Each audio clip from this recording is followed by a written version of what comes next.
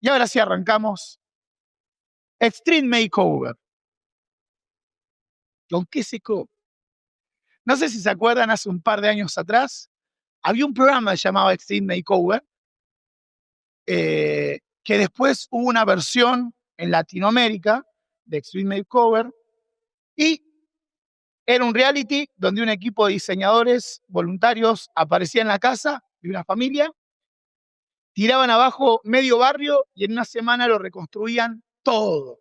No sé si se acuerdan. Yo me acuerdo, maratones miraba de Street Makeover, creo que en Discovery Health, o en uno de esos canales del 60 para arriba, no sé si se acuerdan, en el cable. Eh, Reconstruían todo, pintura nueva, muebles de revista, una pileta que ni el Hotel Hilton le tenía, y todos cuando gritaban, mueve el micro, y te decían, mueve el bus, decían en latino, se corría el bus y la familia, viste que encima a la familia siempre le tenía que faltar una gamba, la cara así, si no a gente normal no se lo daba, viste, solamente no sé, usted este verano se murió mi perro y por eso te daremos la casa de tus sueños, viste, y los mandaban una semana a Disney y cuando volvían tenían una mansión.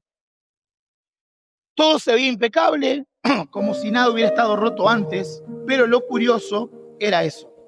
El cambio era rápido, visible, televisivo. Nadie hablaba de los cimientos, solo de la fachada. Y algo que me llamó la atención es que mucha gente a la que le renovaron la casa después la tuvieron que vender, así como escuchan.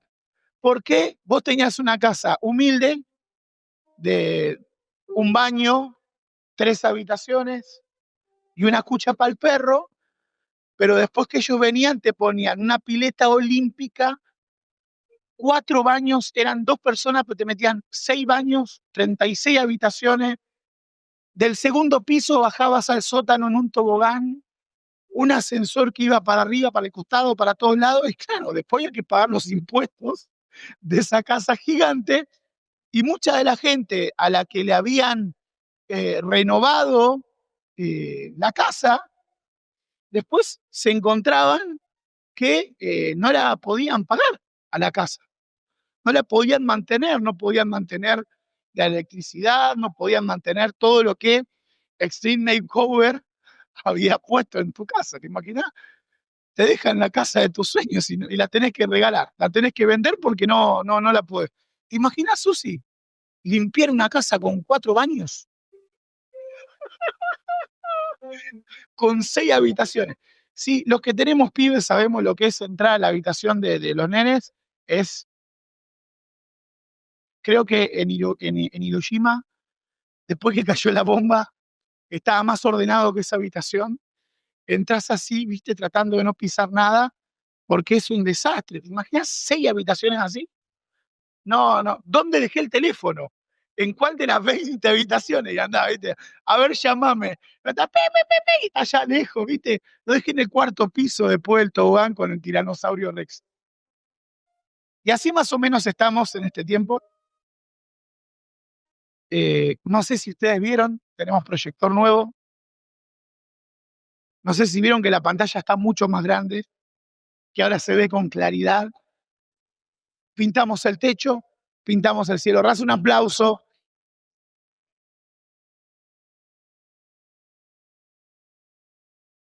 Este domingo no, el otro estamos de fiesta. Y cuando está de fiesta, uno se pone lo mejorcito. Los que nos vestimos de negro no nos compramos ropa, la teñimos de negro, para que no quede ratón. Y dicen, ay, qué linda remera, es nueva. Y como le dije, Noble, no, la pez, ¿viste? No sé si se acuerdan la prédica de Oble. Y tuve el privilegio, tuve el honor, hoy hablaba con un pastor mío de hace unos años atrás, eh, y le contaba de que no perder la costumbre de servir al Señor. Antes estaba subido en el techo de otra iglesia y hoy me toca pintar el techo de esta iglesia. Pero lo importante es siempre estar sirviendo. Y mientras pintaba la iglesia, pensaba en mi suegro, Andrés Montes. fundó esta iglesia y la pastoreó 25 años. ¡Qué honor! Este mes la iglesia celebra sus 27 aniversario y estamos poniendo la linda. Pintura, sillas nuevas, no son nuevas, pero un proyector nuevo. Vamos a pintar acá el piso, va a quedar hermoso.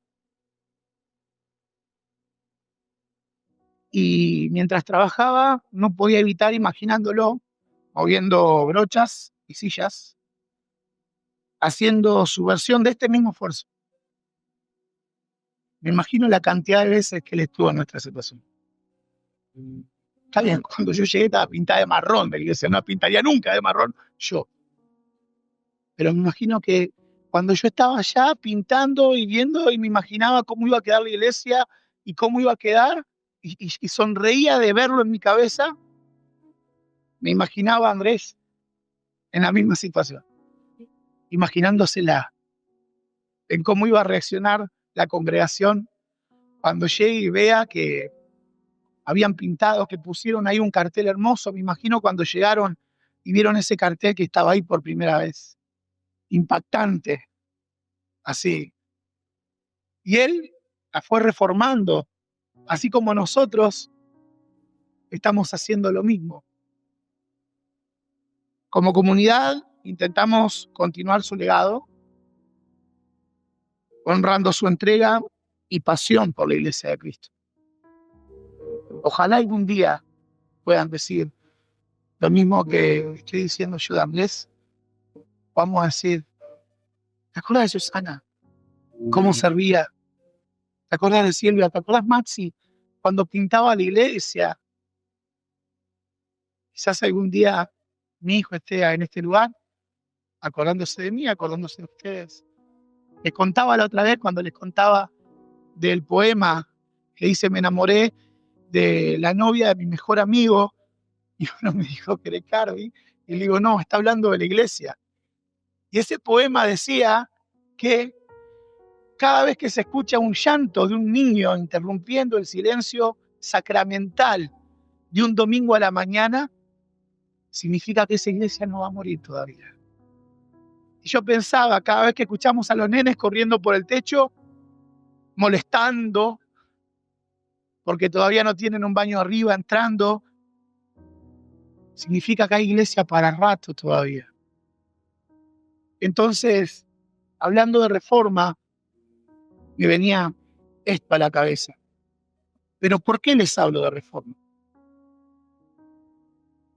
En la serie Fundados, estamos trabajando como iglesia, estamos hablando justamente de los reformadores, estamos hablando de Martín Lutero, estamos hablando de un montón de situaciones. Este mes, además de nuestro aniversario, es el mes de la reforma. Y voy a hacer lo posible para no ponerme pesado en lo teológico, nada por el estilo. Les juro que intenté hacerlo lo más didáctico posible para que la teología pueda ser aplicada. De nada nos sirve conocer un montón de frases de gente más inteligente que nosotros si esas frases no las podemos aplicar a nuestro diario vivir. Y les voy a hablar de Lutero. Admiro tanto a este hombre que lo tengo tatuado acá. Después, si quieren, les muestro bien el tatuaje. Este mes celebramos la Reforma y hablamos de Martín Lutero. ¿Quién era Martín Lutero? Teólogo, monje alemán y profesor en Wittenberg, Alemania. Al ver que la iglesia se había deformado, clavó sus 95 tesis un 31 de octubre de 1517 en las puertas de la iglesia del castillo de Wittenberg. Nosotros el 31 de octubre no celebramos Halloween, no celebramos la muerte, nosotros celebramos la vida. Martín Lutero estaba obsesionado con su salvación. Él vivía pensando que su salvación se perdía.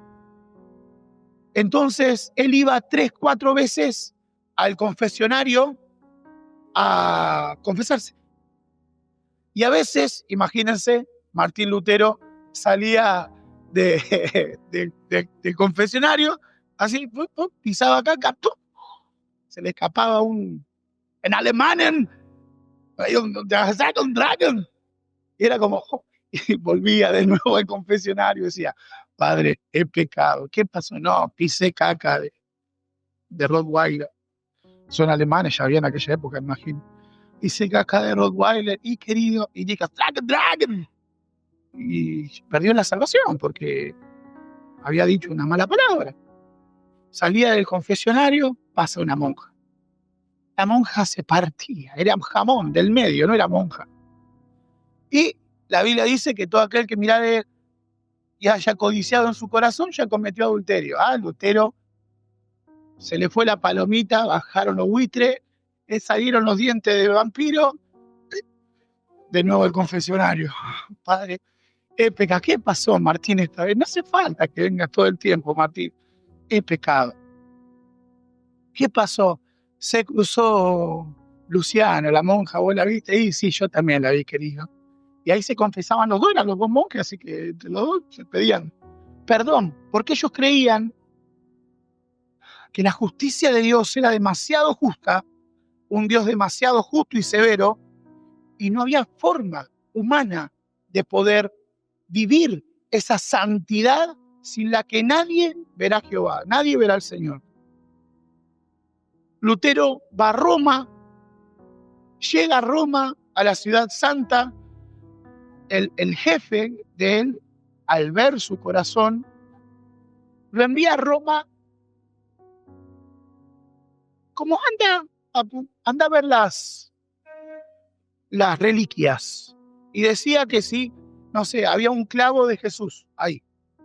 Y vos mirabas el clavo ahí, vos te restabas 300 años en el purgatorio. Ibas y, no sé, visitabas la tumba de uno de los apóstoles. El tema es que los apóstoles eran 12 y había como 16 tumbas de los apóstoles. O sea, algunos lo cortaron la mitad, lo enterraron en dos lugares distintos, no sé. Pero Lutero empezó a ver en Roma, ¿qué onda esto? Va a ver dónde está el Papa, todavía no se estaba haciendo el Vaticano, y el Papa de aquella época se da cuenta que para poder hacer la catedral de Pedro, no me sale el nombre de la momento, bueno, hacer el Vaticano, como lo conocemos hoy, necesitaba guita y mucha.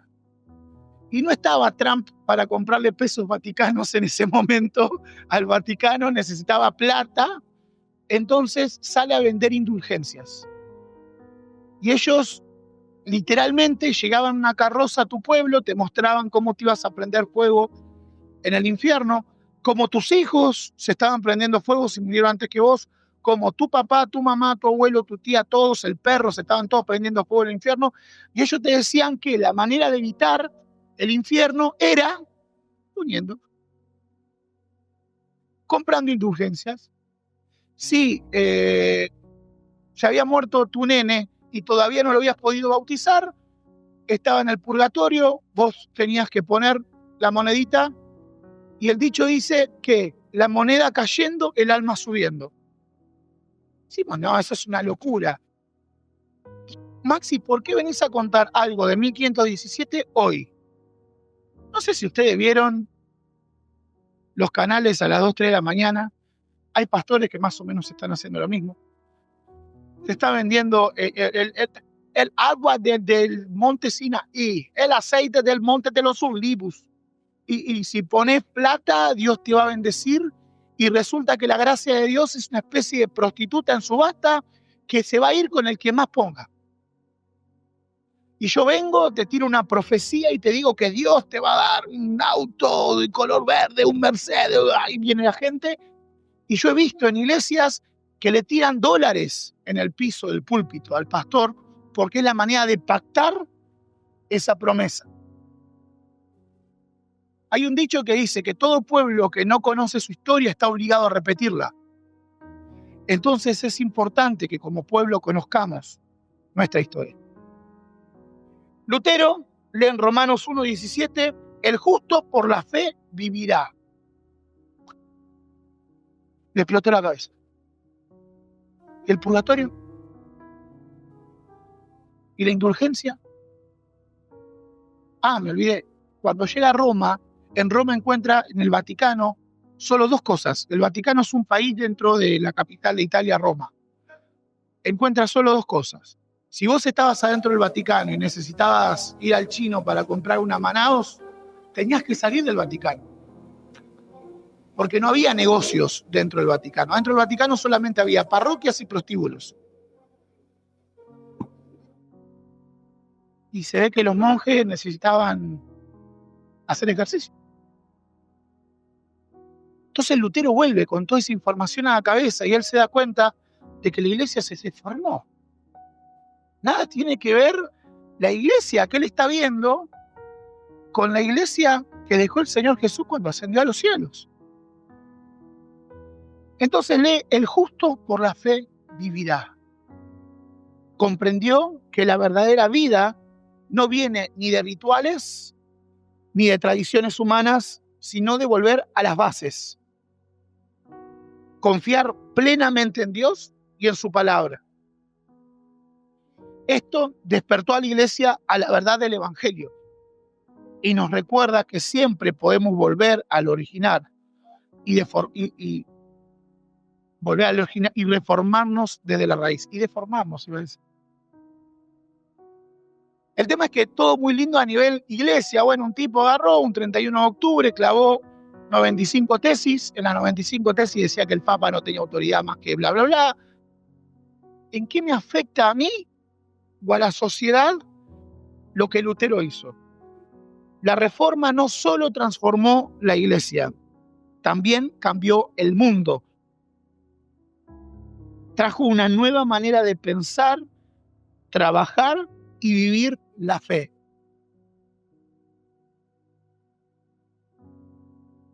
Entonces, la reforma trajo responsabilidad personal y alfabetización. Hasta ese momento mucha de la gente no sabía leer. Eran brutos. Había Tomás Goulart, creo que era un economista, que decía que el mayor acto de rebeldía que un humano puede llegar a tener es estudiar. Y Lutero viene con una idea, la idea de que cada creyente podía leer la Biblia por sí mismo y tener una relación directa con Dios. Generó una cultura de autonomía, ya no dependes de otro. Lectura y pensamiento crítico. Por eso los países protestantes impulsaron la educación masiva y la alfabetización como un deber espiritual y social. Lutero y Calvino, que fue otro pensador de la época, enseñaban que todo trabajo hecho con excelencia glorifica a Dios. Nosotros les decimos siempre, o yo trato de decirles, que nosotros adoramos a Dios con nuestro trabajo. Servimos a Dios. Ari, en el negocio vos estás sirviendo a Dios. Cuando le cocinás a Miguel, cuando le cebás un mate, cuando le calentás la leche a tus nenas, estás sirviendo a Dios. Antes existía la idea de que estaba el clérigo, los sacerdotes y el pueblo. Lutero viene con una idea revolucionaria que es el sacerdocio universal. Leyendo cuando Pedro dice: porque nosotros son nación santa, pueblo de reyes y sacerdotes, que fuimos comprados para anunciar las virtudes de aquel que nos sacó de las tinieblas a la luz. Entonces ya no era el cura, el papa, el que hablaba la palabra de Dios, sino de que todos nosotros lo podíamos hacer. Y en nuestro trabajo, en nuestra casa, mientras ordeñaban las vacas, estaban sirviendo a Dios. Eso rompió la visión medieval de lo sagrado, era lo clerical. Me acuerdo de decirle una vez a un tío mío, decirle: tío, el púlpito de tu iglesia no es más santo que el inodoro de tu iglesia. Se puso loco. Y yo le digo: la realidad es que no. Esto es una herramienta. Es una herramienta donde utilizamos para apoyar la Biblia, apoyar el celular donde tenemos la prédica, pero cumple una función. Y que yo esté parado acá no me hace más importante que vos, que no estás parado acá en este momento. Lo que les estaba contando, yo tengo un hijo que está estudiando economía y él me dijo que justamente le estaban enseñando esto. Max Weber, que es un economista, habla de esto y lo llamó la ética protestante y el espíritu del capitalismo. Entonces él empezó a ver cómo Alemania, después de haber sido destruida por la Segunda Guerra Mundial, pudo reconstruirse, porque en el pensamiento alemán estaba esta idea de excelencia, de servir a Dios con lo que hago. Administración y ahorro. En lugar de ostentar, se valoraba la sobriedad, el esfuerzo, la mayordomía. Eso produjo sociedades más ordenadas económicamente, con bases sólidas para el desarrollo industrial. Institucionalidad. La reforma trajo la idea de rendición de cuentas. Antes había reyes, o en la mayoría de los países había reyes. Este pensamiento donde el rey no es más importante que yo, fue mermando en la sociedad. Entonces la reforma trajo la idea de rendición de cuentas y de que ninguna autoridad humana es incuestionable. Esa semilla derivó, siglos después, en democracias más estables, libertad de prensa, división de poderes. Y acá viene el contraste histórico. En los países donde predominó la estructura católica, más verticalista, el cambio social tardó más. No porque la fe cristiana que compartimos con nuestros primos católicos los haya frenado, sino por la cultura institucional que la rodeaba. En síntesis, la reforma no solo salvó almas, también enseñó a la sociedad a leer, a pensar, trabajar y construir con un propósito. Pero luego de toda esta reforma de Lutero, surgieron 5 grandes verdades que resumen nuestra fe cristiana. Las llamamos 5 solas. No fueron eslóganes vacíos, sino cimientos que devolvieron a la iglesia al centro. Entonces Lutero, al ver que la iglesia se estaba deformando, junto con otros pensadores, fueron poniéndose de acuerdo y decir, mira, vos crees esto, vos crees aquello, pero ¿qué tenemos en común? Esto. Entonces se establecieron al pasar de los años lo que se conoce en teología como 5 solas. No es demasiado complicado y hoy te la vas a llevar de memoria. Estas 5 solas, la primera es la base de la fe cristiana. Todo lo que se corra de acá será religión católica, será religión pentecostal, religión bautista, religión lo que vos quieras, pero deja de ser cristianismo. Solo escritura. La Biblia es la máxima autoridad en materia de fe y práctica. No los concilios, ni las tradiciones, ni las opiniones humanas.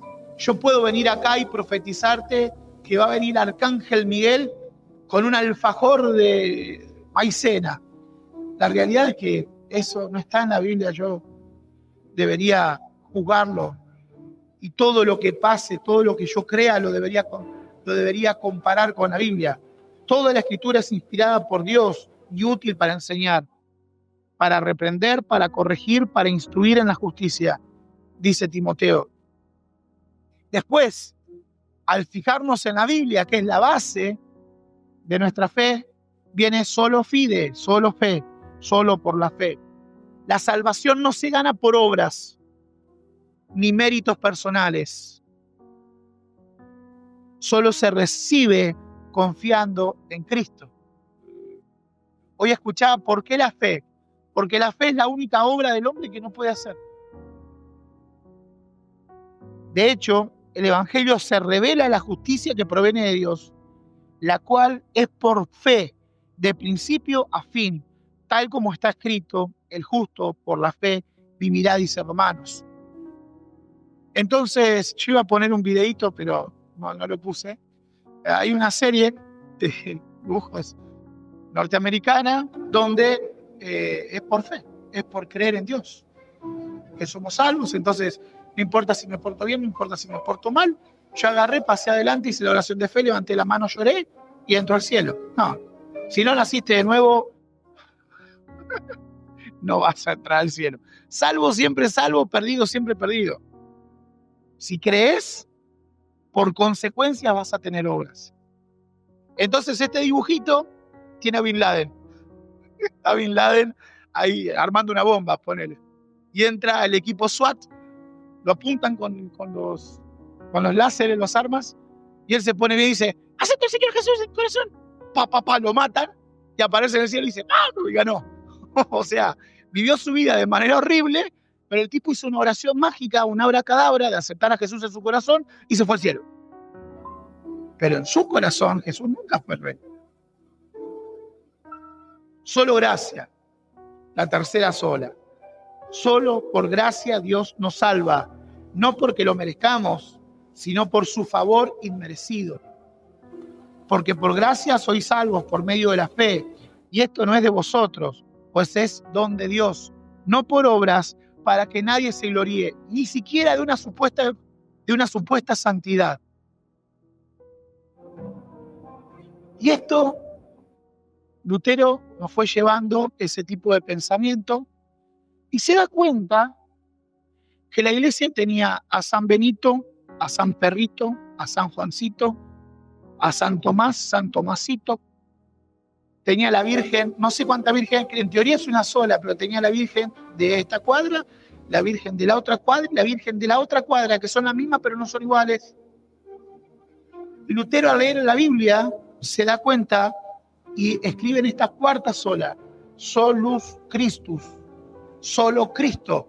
No hay otro mediador entre Dios y los hombres. La salvación está completa en Él. No sé si se acuerdan del Tetelestai.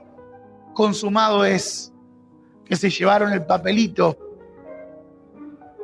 Todo está completo en Él. Timoteo dice, porque hay un solo Dios y un solo mediador entre Dios y los hombres, Jesucristo hombre. O sea, el sacrificio que Jesús hizo, el cual se dio a sí mismo en rescate por todos, de lo cual se dio testimonio a su debido tiempo. Entonces yo no necesito rezarle a ninguna virgen, a ningún santo, ni a mi tío que se murió cuando estaba manejando. José, sí, te pido por favor que le pidas. No, Josecito, déjalo dormir hasta que en su momento escuche la trompeta y se levante. Y la más importante, la corona de estas 5 solas. Soli Deo Gloria. Solo a Dios la gloria. Todo lo que somos y hacemos debe apuntar y glorificar a Dios, no al hombre, no a la institución, no al nombre propio. Hay iglesias que tienen la foto del pastor en la puerta y está el pastor así con la esposa, mirando, ¿viste? Siempre al horizonte, ¿viste? Claro, ¿viste? Y la panza, ¿viste? Para ser pastor tiene que tener panza, no puede ser flaco y solo en pastor. Y si hay algún evangelista, algún profeta, del otro lado con la mano así. Y abajo para las naciones. ¿Quién se está llevando la gloria? Voy a la iglesia del pastor Juancito. Si pues coméis o bebéis o hacéis otra cosa, hacelo todo para la gloria de Dios. Las 5 solas siguen siendo vitales porque son nuestra bandera.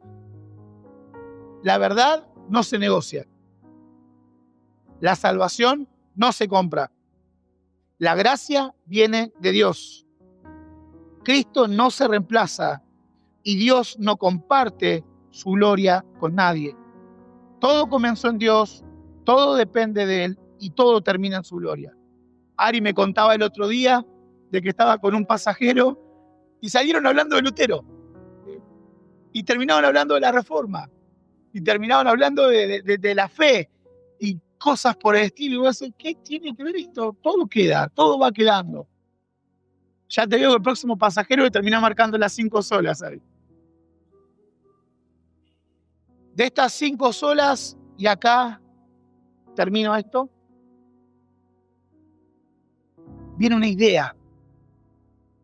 y es que esa iglesia reformada corría el riesgo de volver a deformarse. Entonces, para no volver a deformarse, hicieron una frase. Y dice, Ecclesia reformata semper reformanda. Que significa iglesia reformada, siempre reformándose. Nosotros somos reformados, somos protestantes. ¿Qué quería decir con esto? La iglesia nunca llega a su forma perfecta. Me acuerdo que un pastor que yo tenía decía que si había una iglesia que era perfecta, cuando llegaba vos dejaba de ser perfecta. Así que nosotros estamos llenos de errores, entonces obviamente que no va a existir la iglesia perfecta. Siempre puede desviarse de la palabra de Dios y de su centro, como pasó antes de la reforma. Las 5 solas funcionan como un espejo, muestran dónde nos hemos deformado y hacia dónde debemos volver. Así como estamos remodelando la iglesia por fuera, la verdadera reforma debe empezar por dentro. En nuestra doctrina, en nuestra adoración y en nuestra vida personal. De nada te sirve saber todo esto si en tu corazón no está solo Cristo. Si en tu corazón no le das la gloria solamente a Él. Si en tu corazón compartís la fe con Milei, Cristina, Grabois, Trump, no sé, Scaloni, Messi. Solo Cristo, solo a Dios la gloria. Siempre reformada no es nostalgia del pasado. Es un llamado a vivir la reforma hoy, recordando que la iglesia y cada creyente deben volver a Cristo, a la palabra y a la esencia de su fe. Me quedan 2 pantallitas. Las 5 solas hoy, en tu vida, Susana. En mi vida, Carlitos, en tu vida, Nancy. Las 5 solas hoy. En la Biblia, la palabra de Dios, mi máxima autoridad en todo lo que hago y decido. No. No se mientan ustedes mismos. En teoría sí debería ser. Yo, si les soy sincero, me calenté y las decisiones que yo tomo no están basadas en algo.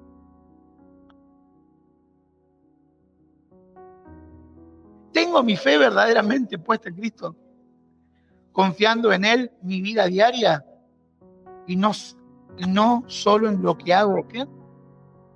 Esa sería sola fide. Sola gracia. ¿Vivo reconociendo su gracia cada día? ¿O sigo creyendo que debo ganarme el favor de Dios con mis obras? Chocaste porque no oraste. Te despidieron del trabajo y en más. Eso es porque dejaste de ir más. Entonces, tengo una gracia inmerecida, pero merecida. Obviamente, si yo sigo los preceptos de la Biblia, puede que me vaya mal. Puede, pero mi camino va a estar enderezado. Si yo no sigo los preceptos de la Biblia, obvio que te va a ir mal. Pero que algo pase en mi vida no significa que es porque no oré, porque no diezmé, porque etcétera. O sí, depende en cada caso.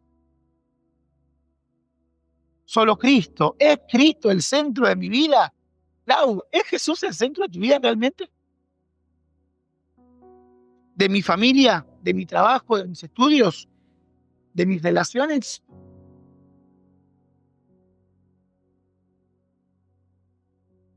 Solo deo gloria. ¿Estoy viviendo para glorificar a Dios en todo lo que hago? Mis decisiones buscan otro propósito que no le exalte. Se puso interesante. Pasamos de Lutero de mirar a Lutero a mirarnos a nosotros para adentro. Lo último. semper reformanda, dirían en latín en aquella época. ¿Cómo será el latín en alemán, no? O sea, por esos tipos tenían acento alemán rarísimo. Siempre reformándose en tu vida. ¿Te estás examinando de verdad a vos mismo? ¿Tu fe, tus decisiones? ¿O seguís cómodo en tu rutina? Diariamente. ¿Estás reformando? No, yo ya acepté a Jesús, ya no tengo que cambiar, yo soy así, al que le gusta bien, al que no le gusta tampoco, cállate la boca. ¿Está el Señor trabajando en vos cada día? ¿Qué debes cambiar? ¿Qué tenés que cortar? ¿Qué amistades tenés que cambiar? ¿Qué amistades tenés que cortar? No hablo de sectarismo, no, ahora yo soy evangélico ahora y no puedo estar más. No. Yo hablaba el otro día con Uciel, estábamos viendo un video de YouTube, y yo le digo, yo no dejaría entrar a mi casa a un tipo que entre, lo invito a entrar a mi casa y empieza a decir guarangadas, porquería, pa. Y él viene con una mina, la mina se empieza a desnudar y a bailar en contra de la heladera. Yo no dejaría que personas así entren a mi casa. Pero prende la televisión, pasa eso, no pasa nada. Pongo YouTube y empieza Yayo a cantar el cuarteto del obrero, no sé qué. ¿Realmente miraríamos eso con Jesús sentado al lado nuestro? Posta. ¿Miraríamos lo que miramos con Jesús sentado al lado nuestro? Siempre pongo Gran Hermano porque es lo que viene a la cabeza. ¿Estaría 26 horas por día viendo el mismo noticiero? Viendo, no sé, a Chayanne 36 horas por día, o no sé, al que se te ocurre, Messi. ¿A Jesús al lado tuyo? ¿Juega San Martín de Bursa? ¿Te acordaste de la hermana, del primo, del perro? ¿Vas a dejar que Jesús reforme esa parte de tu vida? Para que las 5 solas sean realidad en tu vida diaria, en tu familia, en tu trabajo, en tus relaciones. ¿Qué parte de tu corazón necesita una purga total para volver a Cristo y su palabra?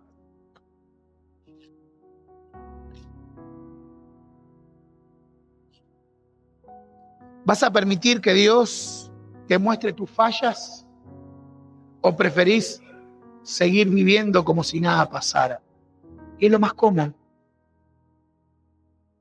Tu vida debe ser un templo en constante reforma. No hay excusa. Cristo al centro, su gloria al máximo. Ahora es el momento de reformarte. Fíjate cómo fuimos de un programa de televisión a mirar para adentro. Llévate estas 5 solitas. Solo escritura, solo fe, solo gracia, solo Cristo, solo a Dios la gloria. Esa es nuestra bandera. Y ese es nuestro espejo. ¿Estamos viviendo en concordancia a estas ideas que tienen 500, desde el 2017, 518 años? 518 años, soy malo para nada. Esto tiene medio siglo. No es que estoy inventando la rueda, no es que el gordo se puso creativo y empezó a inventar solas. Esto es con algo con lo que Lutero estaba luchando hace 500 años atrás. Hoy la iglesia sigue igual. Vos sos iglesia. Yo soy iglesia. Es terrible poner la televisión y ver al apóstol arcángel Pedrito decir herejías y la gente aplaudiendo. No tienen Biblia. Porque si vos no lees tu Biblia, va a venir cualquiera y te va a engañar. Mire, si no te enamorás de la palabra de Dios, va a venir Juancito, te va a decir cualquier cosa y Satanás te va a engañar. debemos volver a las bases de nuestra fe. Vamos a orar. Y después de orar, vamos a adorar al Señor Jesús. No hace falta que pases acá adelante, pero me gustaría que donde estás puedas mirar para adentro y decir, Señor Jesús, ¿qué necesitas cambiar en mí? ¿Qué necesitas reformar en mí? ¿Qué no te agrada? Te doy permiso para que, como el programa de televisión, hagas lo que quieras conmigo. Padre, en el nombre de Jesús. Gracias, Señor, por habernos hablado hoy, Señor Jesús. Gracias, Señor, por haber utilizado toda esta reforma que estamos haciendo en esta casa de oración que amamos tanto, Señor Jesús, para que podamos mirar para adentro, Señor Jesús. Padre, gracias porque sé que vos estuviste mostrando en nuestros corazones y sé, Señor, que al pasar los días vas a estar trayendo esta palabra, Señor, de nuevo a nuestra memoria. Y te damos permiso, Señor, para que empieces a obrar en cada uno de nosotros. Para que podamos, Señor, afirmarnos en tu palabra, Señor Jesús. Te pido, Señor, que ayudes a que crezca nuestra fe, a poder valorar tu gracia, Señor Jesús, a entender que dependemos de vos y solamente de vos. No importa quién esté sentado en el sillón de Rivadavia, sino quién esté sentado en el trono de mi corazón. Y quiero que vos te sientes en el trono de mi vida, Señor Jesús. Quiero, Señor, que vos guíes mis decisiones, Señor Jesús. Quiero que vos guíes mis amistades, que vos guíes mis palabras, que vos guíes mis pensamientos. Te pido, Señor Jesús, que vayas reformándome cada día más. No me alcanza, Señor, con haber cambiado un poco, con tomar menos, con insultar menos, con mentir menos, con enojarme menos. Señor, queremos nacer de nuevo, Señor Jesús. Queremos realmente, Señor, que reformes nuestros pensamientos, que reformes nuestra manera de vivir, que reformes nuestra manera de caminar, Señor Jesús. Y Señor Jesús, quiero pedirte, Señor, que cada paso que demos, que cada palabra que digamos, Señor Jesús, que cada respirar nuestro, Señor, sea para tu gloria, Señor Jesús. Te pido, Señor, que podamos ser esos luminares, esas cartas leídas. Te pido, Señor, que cuando nos vean, Señor, te vean a vos, en mayor o en menor medida, Señor Jesús. Porque si hay algo en mí digno de alabar, Señor, es por lo que vos hiciste en mí, Señor. Te pido, Señor, que podamos vivir para tu gloria. Que podamos alabarte, Señor, en nuestro trabajo, en nuestra familia, en nuestras relaciones. Que vos te corones, Señor Jesús, en todo lo que hacemos, en todo lo que decimos, en todo lo que pensamos. Que en el medio de la prueba, Señor, sepamos que vos seguís siendo Dios. Que en el medio del dolor, Señor, confiemos, Señor, en que vos seguís estando al control. Podamos saber, Señor, que si lo hiciste antes, lo vas a volver a hacer, Señor Jesús. Que si estamos en medio de las llamas, vos estás con nosotros, Señor Jesús. Hoy las canciones que cantábamos, Señor, parece que las hubiéramos elegido, Señor, para este momento. Por eso, Señor Jesús, queremos coronarte en nuestras vidas. Queremos exaltarte, Señor Jesús. Queremos poder ser dignos, de alguna manera, de lo que hiciste en la cruz por nosotros, Padre. Y queremos vivir para agradecerte, Señor, en el nombre poderoso de Jesús. Amén.